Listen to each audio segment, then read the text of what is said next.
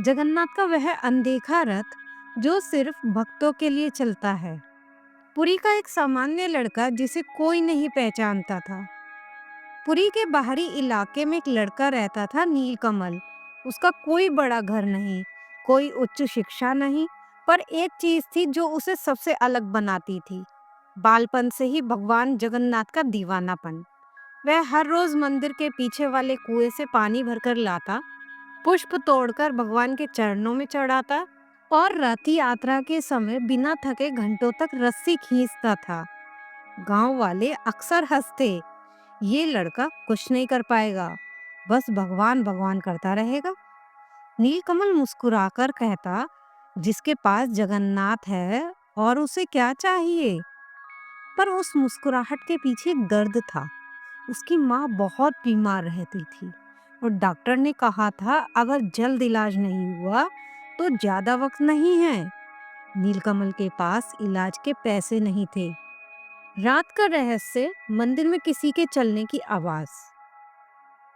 एक रात नीलकमल मंदिर के पास बैठा रो रहा था। हवा हल्की थी और जगन्नाथ मंदिर की घंटी अपने आप हिल रही थी। अचानक उसे लगा कि मंदिर के भीतर कोई चल रहा है। शाम की आरती के बाद मंदिर बंद हो चुका था। फिर यह आवाज कैसी? वह डर डर कर मुख्य द्वार तक गया। अंदर बिल्कुल अंधेरा था। फिर एक ओडिसी नृत्य की मंद धुन हवा में गूंजने लगी। नीलकमल की सांस अटक गई।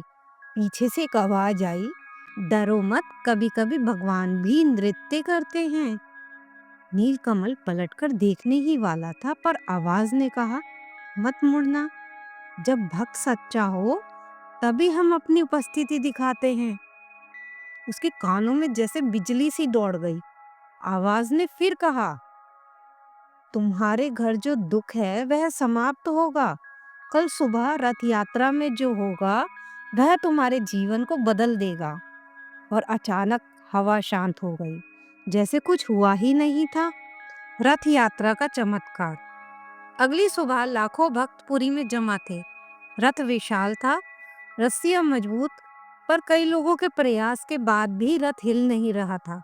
महंत चिंता में थे, इस वर्ष रथ क्यों नहीं चल रहा। तभी भीड़ के बीच से एक आवाज आई, नीलकमल को बुलाइए। सब चौंक गए। वह गरीब लड़का, वह क्या करेगा? पर महंत ने बुलवा लिया। नीलकमल कांपते हुए रथ के पास पहुंचा। एक वृद्ध पुजारी ने कहा, रात भगवान ने ही तुम्हारा नाम लिया था। भीड़ में सन्नाटा। नीलकमल ने जैसे ही रस्सी पकड़ी, रथ स्वयं आगे चल पड़ा। लाखों लोगों ने यह चमत्कार अपनी आंखों से देखा। लोगों ने पुकारा, जगन्नाथ की जय, भक्त नीलकमल की जय। नीलकमल रो पड़ा। उसे बस एक ही बात याद थी, बीती रात की आवाज, जगन्नाथ का अदृश्य हाथ। जब रथ यात्रा समाप्त हुई, एक विदेशी दानदाता जो भीड़ में खड़ा था अचानक नीलकमल के पास आया। उसने कहा, मैं वर्षों से शोध कर रहा हूँ कि कौन सा भक्त सच्ची ऊर्जा से भगवान के रथ को छू सकता है। आज मैंने वह देख लिया। वह बोला, मैं तुम्हारी माँ का पूरा इलाज करवाऊंगा, अभी इसी क्षण, जो भी खर्च आए। नीलकमल अवाक, आंखों से आंसू झरते चले गए। डॉक्टरों ने कहा, इलाज अब संभव नहीं, चमत्कारिक रूप से हालत सुधर रही है।